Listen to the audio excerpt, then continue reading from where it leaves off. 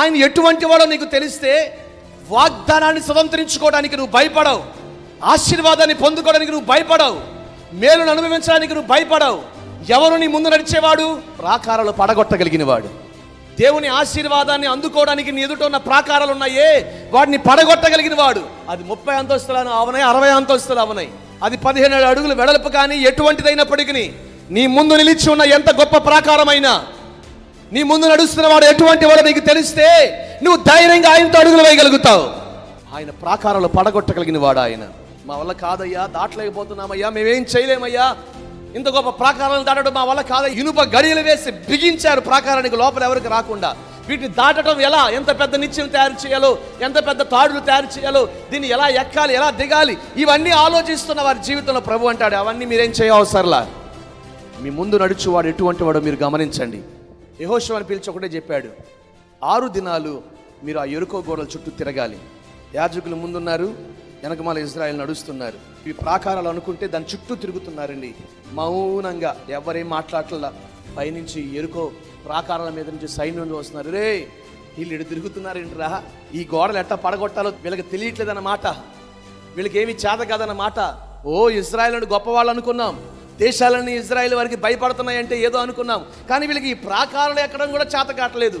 మొదటి రోజు తిరిగారు, కాస్త భయం కలిగింది వాళ్ళకి, ఏదో చేయబోతున్నారా అని. 2వ రోజు తిరిగారు, ఏం చేస్తున్నారో కొంచెం గమనించారు. 3వ రోజు తిరిగారు ఇజ్రాయేల్ వారు, వీళ్ళు పైనుంచి చూస్తున్నారు, ఏం చేస్తారు, ఏమీ చేయట్లా. 4వ రోజు వచ్చేపాటికి కాస్త ఊపిరి పీల్చుకుని వీళ్ళు ఏమిటి వీళ్ళ పని ఏమి. 5వ రోజు తిరిగేపాటికి ఎగతాళి చేస్తున్నారు, ఏం చేయగలుగుతారు. 4 రోజులు తిరిగారు, ఉపయోగమే ఉంది, కాళ్ళు నొప్పులు తప్ప.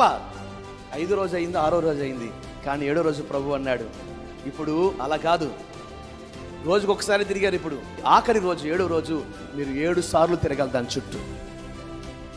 7 సార్లు తిరగాలి మీరు.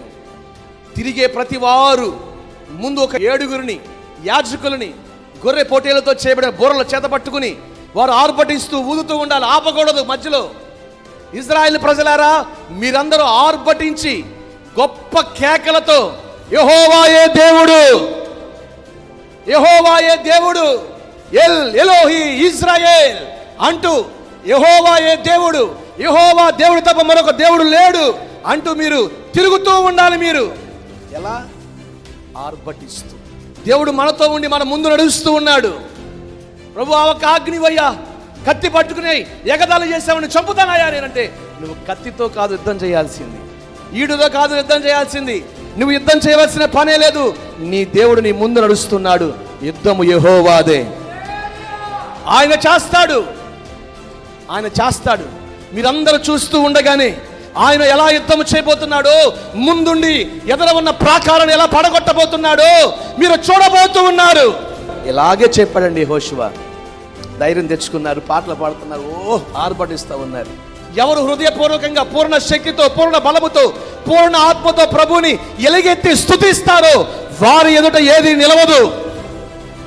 ఆశీర్వాదాన్ని అందుకోవటానికి, కంటి ముందు కనపడిన దీవెనను అందుకోవడానికి ఎప్పుడైతే స్తుతించారో, ఎప్పుడైతే ఆరాధించారో, ఆర్భటించి కేకలు వేశారో, పిల్లలు ఆడుకుంటూ, ఏమండి ఆ 7వసారి ముగించగానే వాళ్ళ కనులు ఎదుట అవన్నీ కూల్చబడ్డాయి, ఏ వ్యక్తి చేతి సహాయము లేకుండా.